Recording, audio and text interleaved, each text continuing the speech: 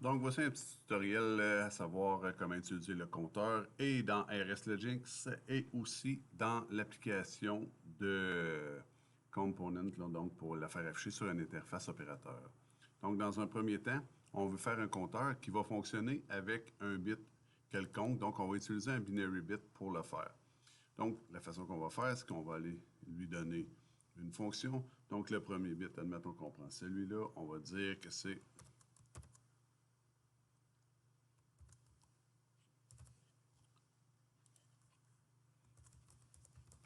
bouton de compte. Ensuite, on va aller se mettre un autre bouton de reset.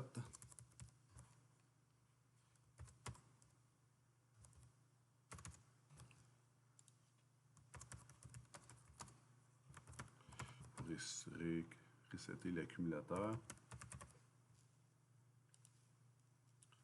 Parfait. Donc, celui de compte ici, on peut le draguer dessus. Et ensuite, on va prendre le bit de reset et on va aller le mettre là. Pour le compteur, on a ici nos fameux data files, donc dans le C5 pour les compteurs. On en a un d'actif. Si on en veut plusieurs, on clique sur Propriétés. On dit qu'on veut 10 compteurs de disponibles. On va en avoir 10. On peut le changer en tout temps tant qu'on est offline. Je veux l'appeler C50, le premier, donc je viens lui donner son nom. Puis ici, ça va être C0. Compteur d'impulsion, peu importe, on l'appelle selon ce que la tâche qu'il va avoir à appliquer. Ça peut être le compteur de cycle, peu importe. Et ensuite, donc, on a une petite fonction. Donc, quand on va appuyer sur un bouton, on va faire compter. Puis quand on va appuyer sur le reset, on va le resetter. C'est ce qu'on va créer dans notre page à l'interface après ça. Et ce qu'on veut resetter, c'est le compteur. Donc, on vient ramener l'adresse du compteur pour être certain que ça se reset. Maintenant, si on passe dans le tutoriel comme tel de la page écran, on a déjà notre écran qu'on avait vu tantôt là, dans avec notre bouton 1 qui va faire sortir des vérins, peu importe. Mais là, ce qu'on veut faire, c'est juste un compteur. Fait que là, on avait appelé une page 2 tantôt. Fait que la screen 2, je peux aller la renommer. Je peux aller l'appeler le compteur. Et là, quand je vais aller dans mon compteur, là, je vais pouvoir aller activer mes choses. Je vais remettre le fond blanc, juste question que ça paraisse bien quand on va être à la caméra tantôt. OK, donc j'ai mon accueil. On met notre bouton. Maintenant, je vais faire quoi? Je vais me créer un nouveau bouton. Donc, je viens dans ma boîte à outils. Bouton poussoir impulsion. Je vais le créer. On va le grossir encore une fois, question qu'on le voit bien à l'écran. Et là, ce qu'on va faire ici, c'est qu'on va aller dire ce qu'on veut écrire dedans.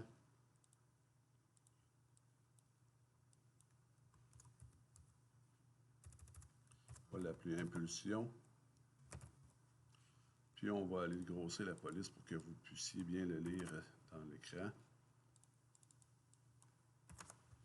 Puis quand on va peser, on va marquer 1 plus 1. Ça va être ce qui va s'afficher en réalité à l'écran.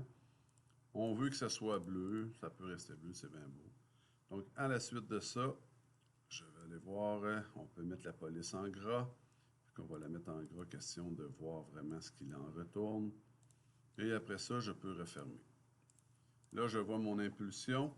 Et là, on peut aller voir l'état actuel. Quand on va appuyer dessus, il va être bleu. Ça va juste devenir en plus 1, tout simplement.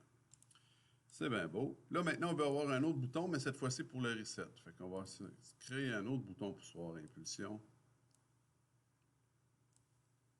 Qu'on va appeler cette fois-ci reset. On double-clique dedans. On va aller changer la couleur. On va le mettre en jaune, tiens. Question de voir les choses. Donc, on le met en jaune. On peut changer le jaune pour quand on appuie, pour que ce soit un plus orangé un petit peu. Ensuite, on va dire quoi? Reset.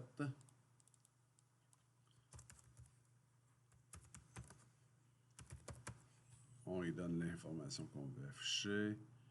Couleur de texte de la légende. Le texte, on veut l'avoir en noir, parce que sur du jaune, le blanc ne ressortira pas très bien. On vient dire que ça va être en noir. On va y mettre aussi au moins en 20. On peut même le mettre en 22. J'ai vu qu'on pouvait s'en permettre. On va le mettre en gras aussi. On pourrait le mettre en italique, souligné, peu importe, mais c'est ce qu'on veut faire. C'est bien parfait. Je referme ma ligne comme ça. Donc, avec ça, ça va nous permettre de faire, avec impulsion ici, aller appuyer pour faire compter notre compteur. Et avec le reset, on va resetter l'état du compteur, l'accumulation, pour la ramener à 0. Donc, avec ça, ça devrait nous permettre de fonctionner au niveau du compteur comme tel. Maintenant, ce qu'on aimerait, c'est être capable d'aller affecter la valeur du compteur et aller aussi visualiser c'est quoi la valeur du compteur actuel à l'interne. Donc, pour ce faire, ce qu'on va faire, c'est qu'on va aller chercher, on a ce qu'on appelle une entrée numérique. Si on prend une entrée numérique, ce que ça va nous permettre, d'aller afficher c'est quoi qu'on veut comme valeur de compte initiale. Donc, à ce moment-là, je vais cliquer dedans. Et là, je vais avoir pour la visibilité d'échange, on va aller donner une valeur numérique et on va aller lui dire sur quelle valeur on veut aller affecter. Là, si je viens voir, je dois avoir un texte que je peux aller voir, format, connexion, commun, apparence, longueur du contour. Là, j'essaie de voir. La police en gras, on va la mettre, oui, en gras. Couleur du texte, on ne mettra pas ça en blanc, on va le mettre en noir, ça ressort toujours mieux. Maintenant, le rayon des coins, taille de la police, on va y mettre 30. Gardons-nous, comme ça. Et ensuite, bien, il va falloir lui affecter un point. Dans un deuxième temps, on va vouloir aussi, l'arrière-plan, on va aller changer la couleur, on va se mettre ça en vert, tiens, pourquoi pas. Ensuite, ce qu'on va faire, c'est qu'on va prendre un autre outil qui, cette fois-ci, va s'appeler affichage. Donc, dans un cas, avec le premier, on veut aller appuyer puis donner la valeur du compteur. Et dans l'autre cas, ce qu'on veut faire, c'est aller lire la valeur actuelle dans le compteur. Donc là, c'est affichage. Et là, ce qu'on veut afficher, c'est une chaîne numérique. C'est un numérique. Donc, on va aller la mettre comme ceci. On va la mettre comme cela. On va aller dire les mêmes choses. Donc, la taille de la police, on va la mettre en 30. Rayon de coin, souligné, on va-tu le mettre en gras? Oui. Ensuite, à noter ici que même si je double-clique dessus, je ne suis pas capable. Il faut vraiment que j'aille dans les paramétrages, dans les propriétés à côté pour aller le définir comme tel. Donc, avec ça, on a notre display sur lequel on va pouvoir aller affecter la valeur. Ici, on va pouvoir lire la valeur. Maintenant, il faut aller dire c'est quoi qu'on veut aller. Donc, il faut aller l'affecter. Donc, ici, on a un point de lecture à aller donner. Et dans l'autre cas, un point d'écriture. Donc, pour ce faire, je dois aller où? Je dois aller dans mes points. Et là, je vais aller ajouter un point. Le premier, on va l'appeler, on va aller dessus, et on va l'appeler le preset. Le preset, on va y aller en 16 bits intégrés. Ça devrait être correct. Et là, on va aller dire qu'ici, c'est quoi qu'on veut affecter? C'est le C5 2.0.PRE,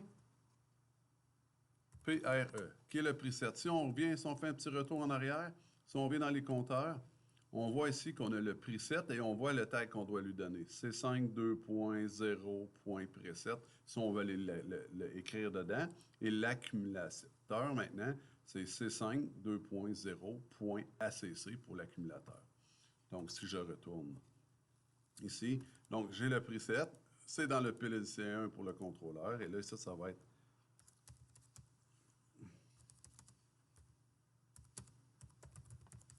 le compte à faire.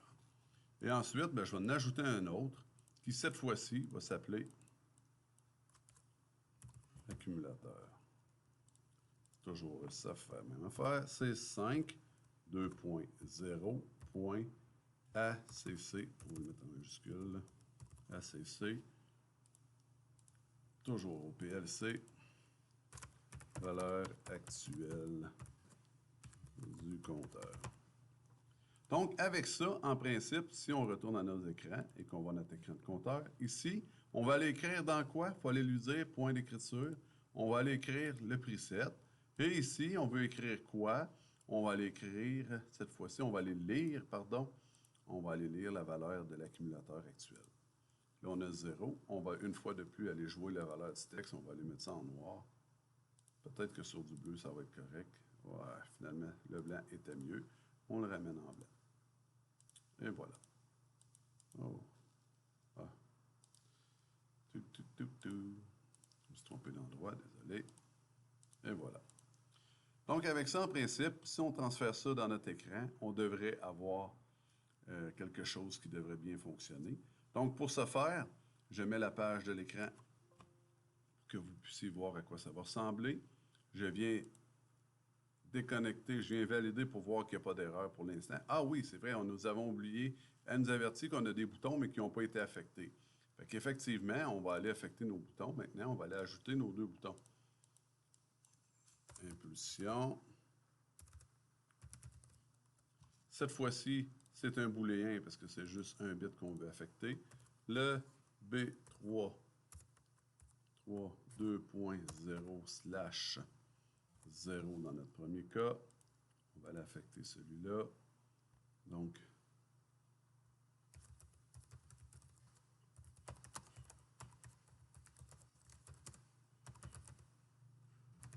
on écrit un peu la valeur, la description pour si quelqu'un d'autre va dessus qui comprenne ce qu'il y en est.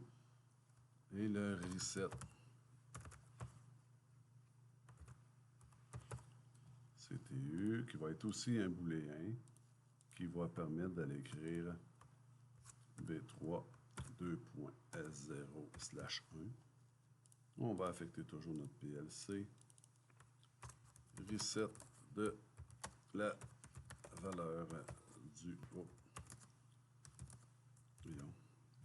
compteur. Donc, avec ça, si je retourne à mon écran toujours, à mon écran de compteur, mon impulsion, je dois aller dire sur quoi que je vais aller écrire. Cette fois-ci, ça va être l'impulsion. Je ne le vois pas. Il est ici.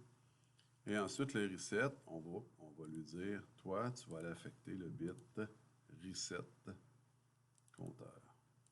En principe, si on fait cela et qu'on vient valider, on devrait être en mesure, on n'a plus d'erreur, donc on peut downloader dans notre interface.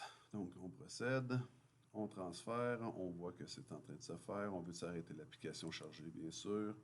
On voit actuellement que c'est en train de se unloader. Donc, c'est en train de débarquer l'application en cours.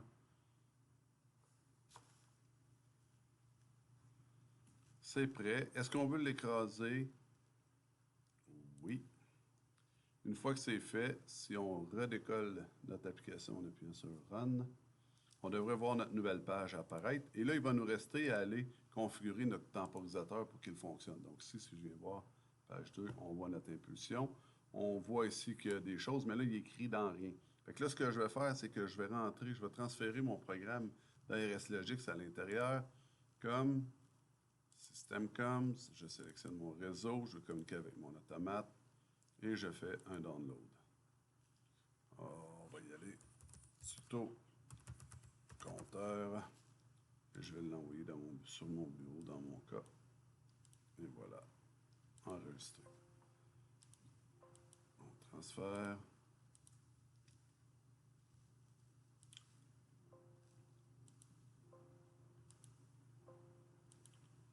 OK.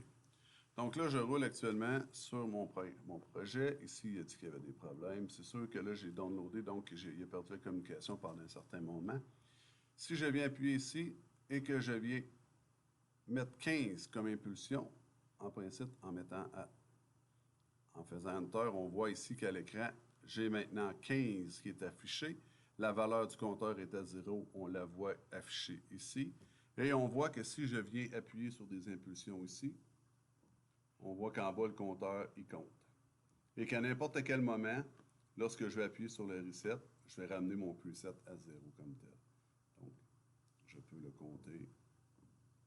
Et ainsi de suite. Donc, c'est la façon dont on doit faire fonctionner notre écran, mettre linké, si vous voulez, notre automate et notre écran ensemble pour que ça puisse fonctionner pour un compteur. Et c'est un peu la même chose au niveau des temporisateurs, mais ça fera sujet d'un autre tuto éventuellement. Sur ce, bonne programmation.